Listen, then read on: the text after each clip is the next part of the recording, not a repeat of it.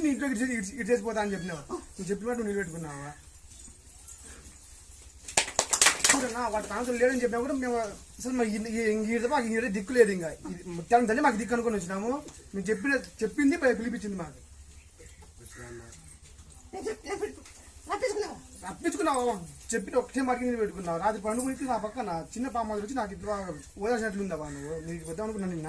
రాత్రి పండుగ నాకు అదుపులో కూడా నా పక్కన చిన్న పాప మాదిరి ఇట్లా నాకు ఓదాల్సినట్లు చిన్న పాప మాదిరి కనిపించినావు నువ్వు. 2 సార్లు కనబడింది. అసలు ఎంత చాలా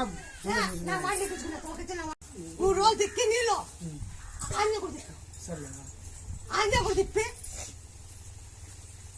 సీత అరణ్య పోతే రాముడు అరణ్య పోతే ఎట్టుందో నేను రాముడి గుడిలో బట్లిండి.